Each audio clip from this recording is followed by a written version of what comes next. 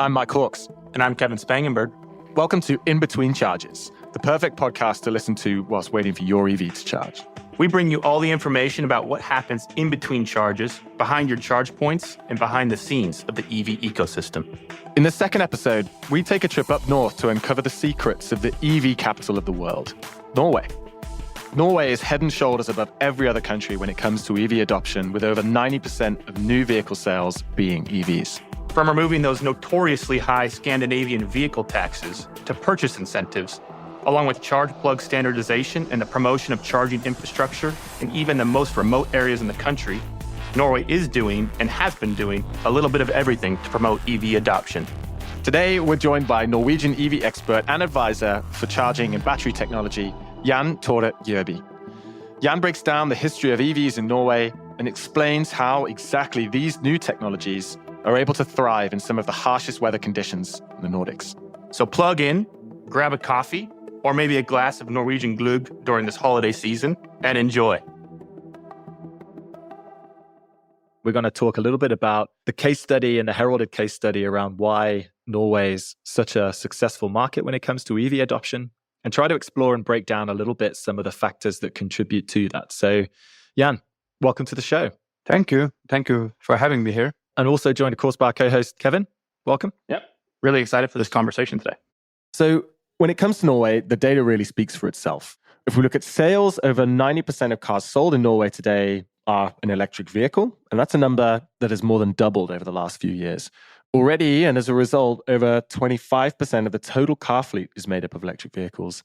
And Norway aims to be the first country to phase out petrol, diesel car sales completely by 2025. And if you compare that to the next most mature market in Europe, so, across EV adoption, charge points, essentially all things point to the Netherlands, Norway is 6 years ahead of where they are. I think also not just about vehicles that's on the road, but also this chicken and egg between EV adoption, charge point availability. Norway is also one of the most EV-friendly countries when it comes to public charging infrastructure, with the third highest density of charging stations per 100 kilometers. Jan, we're really interested to hear your take on this, but I think we really want to understand how this has come to pass, and most importantly, what can be applied in other countries to facilitate widespread EV adoption. Several things that did happen, and it started in the early 90s. The story with Morten Harket from AHA is one of them, driving through and not paying for the toll road. Toll road was to get down the CO2 and pollution from cars. But as the electric car didn't pollute, they said that, okay, electric cars shouldn't pay for the toll road. So they didn't pay, and that this did give a big momentum to it. The government did take in the car, and they auctioned it out to pay the fees, but no one wanted to buy it because they didn't want an electric car, or they want to support this campaign. So they did keep on doing this. That's one part of it. Another part is that we had, in fact, a small car industry early, and the government wanted to support that. And that's also made it easier to get with some benefits for electric car. Back then, it was just small cars, going in the city center. So I think that was one of the goals. And of course, also when it comes to the CO2 emissions later on, to reduce them. As Norway mostly have hydropower, it's hard for us to go to renewable energy because we already are there. And to reduce the CO2 emissions, transport is the best way to look at it. That was also something that kept up the good incentives for electric cars that we had, like free toll roads, free parking in the city center. You can use the bus line and so on and so on. So we had that for many years, close to 20 years was building up. And then suddenly, some 10 years ago, much better EVs was coming to the market, like the Nissan Leaf and so on, BMW i3, and even the Tesla. And we kept having these benefits. I think also we should add here that fossil cars are expensive in Norway, is a historical, for the oil, Norway was a quite poor country. And because of that, cars was looked at as luxury and was heavily taxed. Yeah.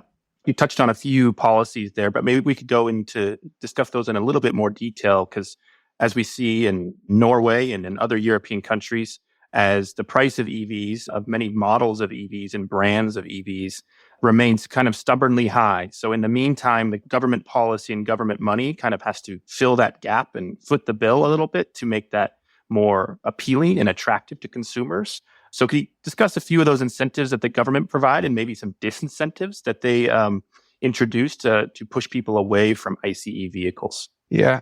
First of all, we had quite a high income on ICE cars, fossil cars, earlier, and those incomes do not have on electrical cars. So that is what is costing the government. Is many of the other benefits is not like costing the government that much. So in other countries, you give subsidies, you give money for buying an electric car. In Norway, we do not have that because it take away the taxes and the VAT. I think that's interesting because I was reading a bit of an article and perhaps Norway realized this very early on. And there was a few quotes for some people purchasing it. It was almost like imposed. The tax benefits were so great. Why would you try to choose anything else?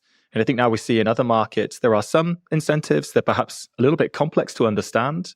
Like you said, the subsidy for the car, but then also not paying road tax or congestion tax.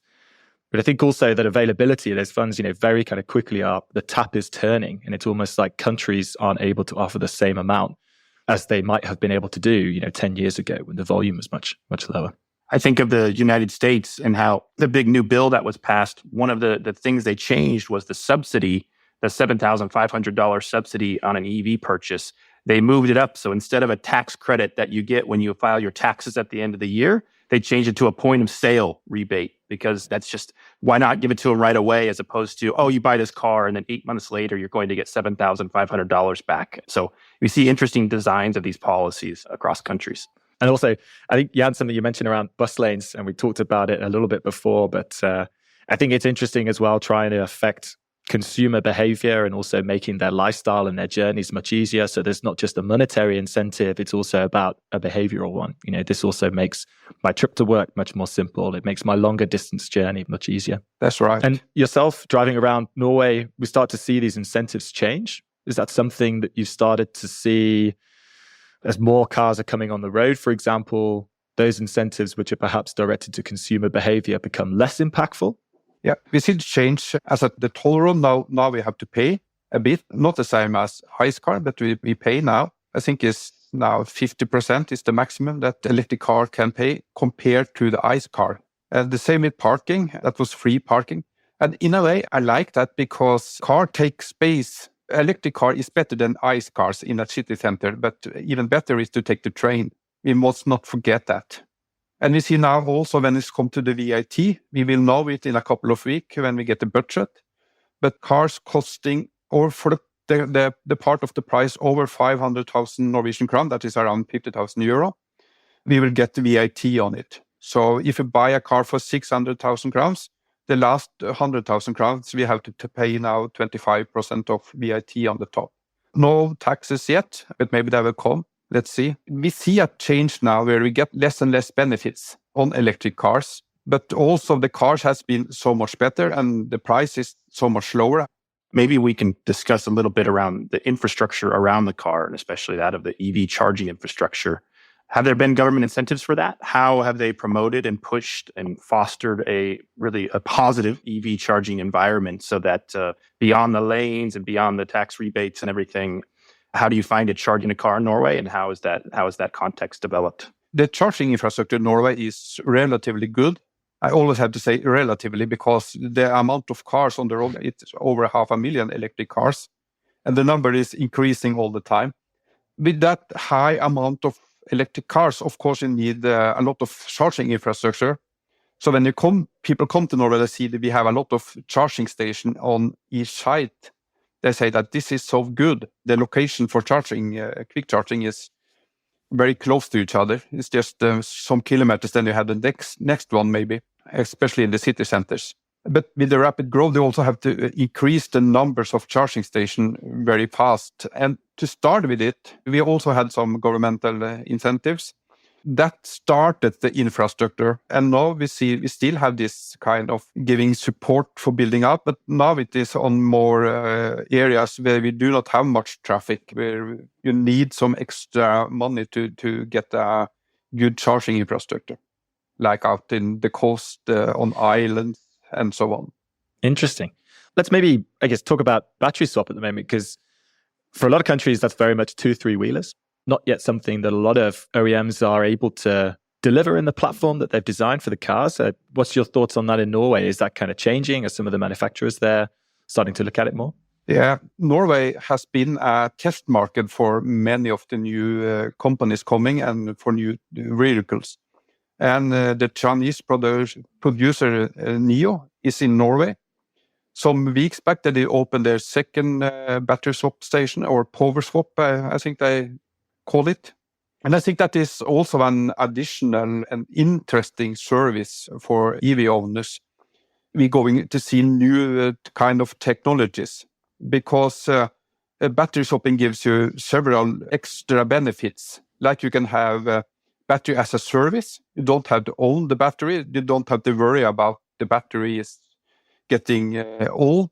So this kind of things I think is giving more reasons when you see it together, not just like the battery swapping for swapping batteries instead of charging, but you have to see it as a part of a bigger business model.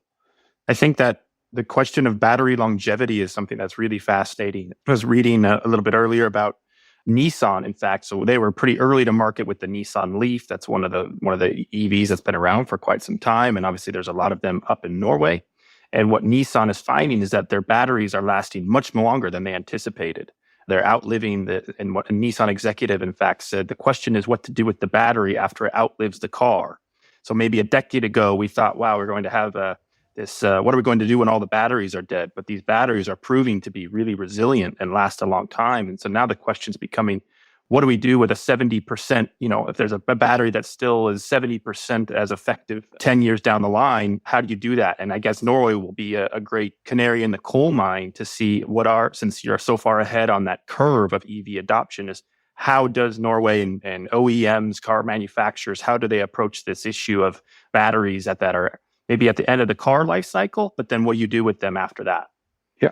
The problem with building a business around second-hand car batteries is that there are so few batteries. What I think is important, when they did develop the Nissan Leaf, they did develop a battery that was suited for the car. Maybe later on we need to look at developing batteries that also can be very easy to reuse in other applications after the car. Second-hand battery use is a business that's going to grow, but it's not a business that is very easy to start up now, because even though there's a lot of EV batteries around, they are still in very good shape. So we've talked a little bit about upfront incentives, both those that are available to the driver, but also to charging. We talked as well a little bit about how the progression of the Norwegian market essentially has been, also consumer type incentives. There are a couple of other, strategies that we start to see in other countries to try to increase the volume of cars that are basically on the road. And then also down the line, try to increase the secondhand car market, which then fluctuates the price. And one of those is essentially use and transition to an EV fleet, whether that's for last mile delivery type companies, transitioning their vans through to electric vans that can then be charged at their specific sites and tracked. And also you can always kind of see how much kilowatt hours is required, but also for companies to be able to offer an EV to their employees. And then as a result, electrifying or providing electrification services, whether it's reimbursements of the electricity that's consumed at home, whether it's getting the actual car park at the office electrified. Is that a strategy that's been employed by Norway? Is that something that you see as being invaluable, and how has it differed for Norway? The growth in electric cars has been from the private market, more or less entirely. You said that we have around 80% pure electric car sales in Norway. When we look into who is buying and we go to the private market, the private persons is 95%. So more or less everyone that has a private car buy electric. pure electric cars. Yeah, that's massive. So the company market, like company cars and so on, is lagging behind. I think one of the reasons is a company car, you should charging at home, but it's harder to get the money back when you have charge a company car at home. First of all, you have to track your charging, and you have to get a kind of payment for that. And then the tax authorities is coming and want to tax something. So it's not that easy. So we haven't been very good of giving good incentives for company cars. What I wanted to ask is how, so other countries that are so far behind Norway are asking themselves, how do we design the right policy mix to promote and push EV adoption? Norway already cracked that code, essentially. So now, what is the next set of challenges? What I'm really working with there is look into the second-hand car market, and especially when it comes to battery health. How can we ensure that the car has a good battery when we sell it? But of course, the car may have 2, 3, or 4 owners before the car and the battery is going off the road. And depending on how we charge the car and so on, the quality of the battery or the health of the battery, as it's called, will change. So I think that is a very, very important issue to work with. And the problem is there are no standards here. Talk about battery health in percent of a new car, but what is it? Is it the energy stored there? Is it the kilometers the car can drive? How do we measure it? How do we calculate it? So I think that is going to be an issue that we have to work a lot with. And I'm so happy that I can work with that now. It's something I work really hard with also on a more like international level to find the right way to do it. You were mentioning earlier, Norway now has the opportunity to be a bit of a test bed for that type of technology. And so taking early steps in understanding how companies will be able to build something which is reliable for a driver, something that they know that they can actually invest in. And we talk around secondhand cars in the secondhand market, but also then charging behavior for things like battery swapping companies. That almost has a bigger impetus, because if you drive into a site, whatever that might be, you swap the battery, you have no idea what the history of that battery has been, how people have used it in the past, what standards are used to make it. So that's almost another leap we kind of see in trying to make that a viable solution, is the trust that your battery will actually get you to where you need to be. And even then putting this range anxiety topic into more of the focus. And quickly we're getting away from that now with vehicles 350, 400 kilometers plus on the batteries. Will that challenge come back up again with range anxiety? Everything is going in here, the temperature even, but I think we do not have the numbers yet. We're looking more on how to do it, how to measure it. But as we did say earlier also, the battery life is much longer than what we did in the beginning. I think the car life and the battery life is the same. But when we go a bit up from this and look on a more economical part of it, what is the value of the battery inside of the EV when it comes to the EV's end of life? So we know when a battery is coming out of a car, what value do it have? What can we use it for? Should it be recycled and build a new battery of it? Or can it be reused? Of course, to reuse it is much better. But then you need to know the quality of the battery. Fascinating. I think really interesting. And I think it's one of the reasons why we like working in this industry. These are things that are being designed and talked about for the very first time. And putting Norway in that position, or Norway is in that position of being an industry and a market leader, that country and yourself and other EV leaders in the market are the ones defining what those practices are, what those kind of best practices are for different companies, and then how those learnings will be shared out across other countries and other markets.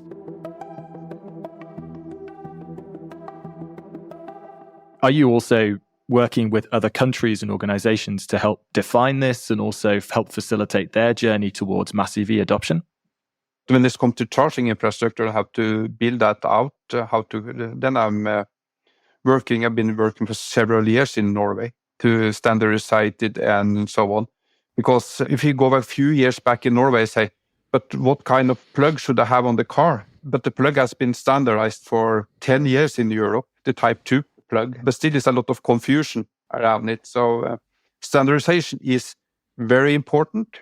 Of course, it's a balance here also. And the Type 2 contact was, in fact, Norway that was pushing to get that as a standard on the cars and on charging infrastructure 10 years back. So challenges for Norway is kind of battling with that standardization, and even more so feeling the pressure because there is a greater proportion of people who are using these cars.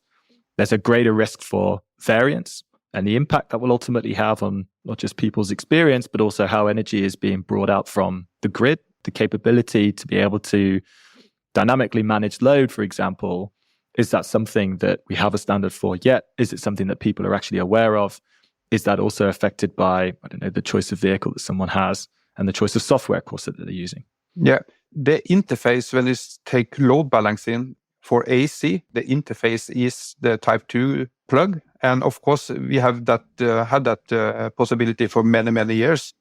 Then it's up to the software behind. It shouldn't be standardized. It should be something that each vendor can decide what is the best algorithm to do it. So as long as you use the charging station to tell the car how many amps the car should draw from the charging cable, then you have the interface, and that has been ready for many years. But as a part of another part that is some in the same way, when it comes to standardization, is the payment. How can we pay for charging in a very standardized way? What we see in Norway is that a lot of CPOs has closed their network, so you need to have the CPO's app, you need to use their interface and so on, instead of have open solutions. That is something I really hope that we can have. How do you navigate that? Do you have a number of apps and different charge cards in your wallet at all times? Or do you have one operator network in which you're a member and you're a loyal dedicated member and you stick to them? What I have done, to answer your question, is I have had a lot of apps, and depending on the route I was taking, of course, I was telling you that the government did give money for companies to build out in special corridors between Oslo and so on. So depending on where you are, you need that and that operator's app. And I've been traveling all over Norway with the EVs since 2014. So first year in a Tesla, that was, of course, great. But lately I'm using other brands of EVs, and then I need to have several apps. That is not, I would like to have one app and pay all over. And that, completely matches, what we're looking for as well. And I think, maybe just the one thing that we haven't talked about yet in this discussion really is perhaps how the experience of the driver, affects the likelihood of them taking out an EV car or kind of using an EV car. There's multiple applications that's available. You still have your RFID cards to be able to start charges.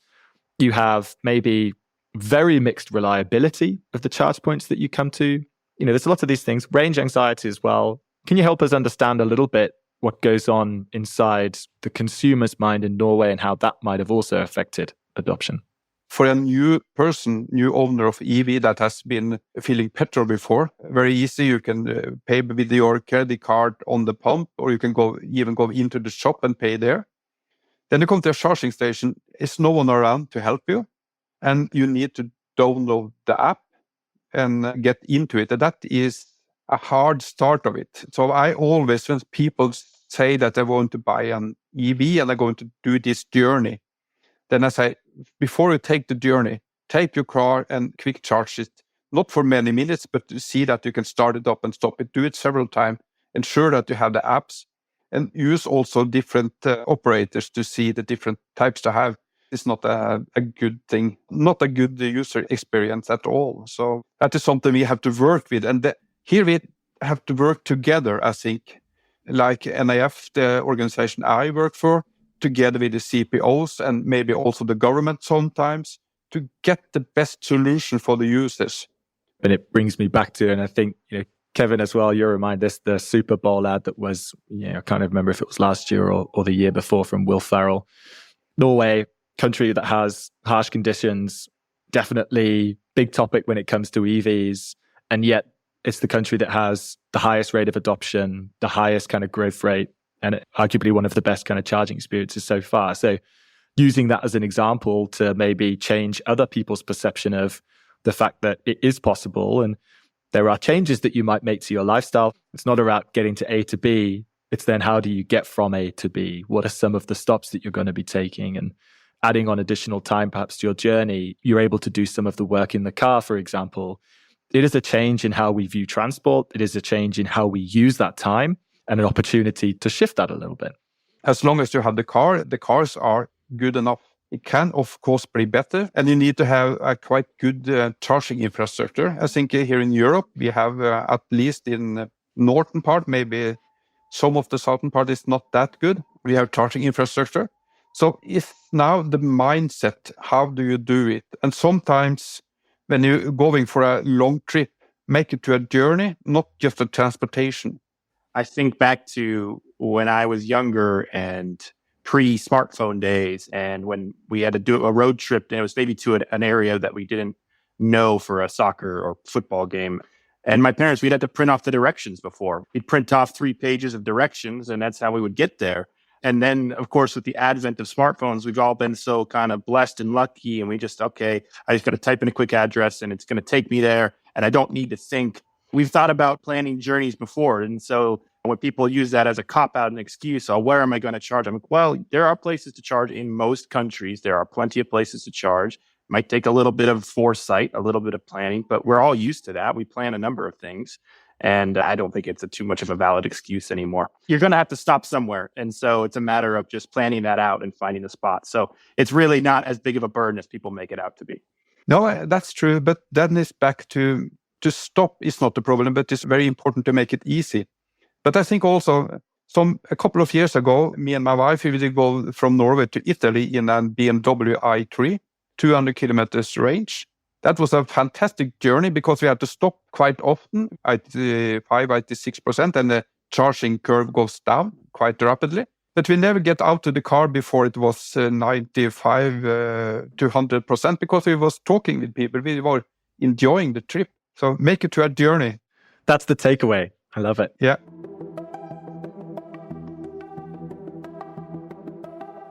One of the kind of things we find is it is a lifestyle change. It's a conscious decision that when you purchase an EV, your degree of flexibility or your ease of transportation will be very, very different. And it could be more difficult.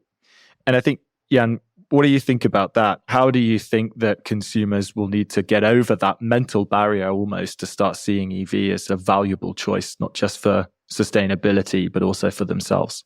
Yeah. When you start driving electric, I often compare it to being living in an institution like a prison all your life, where you have one place to get your food is the canteen. You go there, you get your food on the plate, and it's very simple for you in a way, but it's no freedom at all.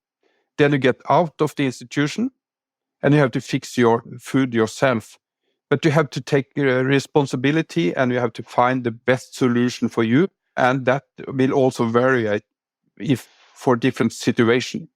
So this freedom is a bit scary in the beginning, like it is very scary to have the possibility to charge at home, to swap battery, to quick charge, to do whatever for an EV owner. But when they learn, or we learn the freedom, then we much rather have that freedom instead of going down to the petrol station to stop and fill up petrol again. We've been talking about a few different things. Super interesting about how early Norway's EV journey really started, almost kind of 30 years ago. And whether it was the influential position of AHA or not, the legend, the myth will continue to grow and evolve. But incentives, 100%, one of the highest correlating factors we see to EV adoption. And Norway really doubled down on providing those, not just financial incentives, but also consumer incentives. We talked a bit as well around incentives for the infrastructure and creating an efficient system that people can trust on for reliability, particularly in harsh conditions during winter in Norway. And then also a little bit around the development of how the market for the private market essentially could then grow rather than turning to creating electrical fleets, for example, and trying to push that into the secondhand market, very much around empowering individuals to make that choice and make that purchase. And now Norway's EV journey will continue and start to step into the realm of exploring almost next generation technologies that need to be considered for other markets. Thank you so much, Jan. Really, really appreciate your time. All right, we want to do something at the end of every episode where we ask the same final question. And that question is, if you were to bust one myth about EVs, what would it be? Yeah, I think I will take the Norwegian approach because all the time I get asked when I'm out, how can you drive EV in Norway because you have snow and ice and a lot of cold weather. I think EV is the best winter car ever. Yes, we have a bit reduced range, but if you do it smart, you charge up the car, you heat it up before you disconnect it from and you drive and not stop and drive. And if you stop, try to connect it. That will fix the range. That is not a big problem. But when it comes to the drive line, it is perfect for slippery roads. And you have the battery that is giving you very good grip. It's heavy and very good car handling. And also you have a heating system that is not to rely on engine getting warm before you have some heating. You have instant heating. I think that EVs are not good for cold weather. That is completely wrong. So you don't have to go out and start your car up 10 minutes before you leave and defog the windows or anything like that? No, just you either tell the car when you want to leave or you go to the app and heat it up. That's that, folks. You've heard it from Jan himself, living in Norway, some of the coldest conditions. Yes, EVs are very effective in winter. Optimal vehicle for wintry locales. That's right. Exactly. Yeah.